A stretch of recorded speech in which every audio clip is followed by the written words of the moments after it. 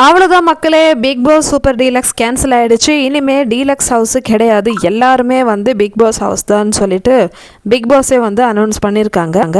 இனிமேல் nomination same தான், அதனால் பார்த்து விளையாடுங்க, மற்றவங்க சொல்கிற மாதிரி வச்சுக்காதீங்க அப்படின்னு சொல்லிட்டு பிக் பாஸே வந்து ஹவுஸ்மேட்ஸ்க்கு வந்து எச்சரிக்கை கொடுத்துருக்காங்க. ஸோ உடனே நம்ம பாரு சொல்கிறாங்க, அப்படியே இந்த நாமினேஷன் பாஸையும் வந்து கேன்சல் பண்ணுங்க பாஸ் அப்படின்னு சொல்கிறாங்க. ஸோ அதுக்கு வந்து கனி சொல்கிறாங்க, நான் வந்து உழைச்சி வாங்கின நாமினேஷன் பாஸ்.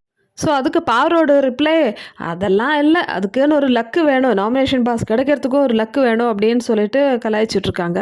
நடுவில் திவ்யாவுக்கும் பார்வதிக்கும் திருப்பி ஒரு ஆர்குமெண்ட்.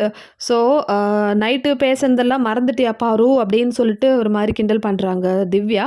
ஸோ அது வந்து கேட்டுட்டு பாரு வந்து என்ன சொல்கிறாங்கன்னா, ஆமாம் மறந்துட்டேன், எதுவாக இருந்தாலும் நான் வந்து க்ரியேட் பண்ணது தானே, அது நானே எடுத்துக்கிறேன் அப்படின்னு சொல்கிறாங்க. அப்படியா, அப்படின்னா வந்து நீங்கள் வெளியே போயிடுவீங்க, பார்த்து விளையாடணுன்னா நீங்கள் வெளியே போயிடுவீங்கன்னு சொல்லிட்டு சாந்திராவும் திவ்யாவும் சேர்ந்து பாருவை சொல்கிறாங்க.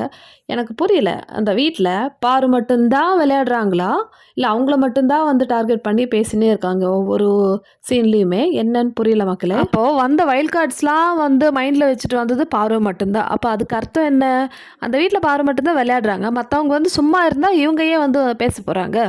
எனிவே இப்போ லைவில் வந்து என்ன போயிட்டுருக்குன்னா, இந்த மாதிரி டீலக்ஸ் ஹவுஸ் கேன்சல் ஆகிடுச்சுன்னு சொல்லிட்டு பிக் பாஸ் அறிவிக்கிறாரு. இதுதான்.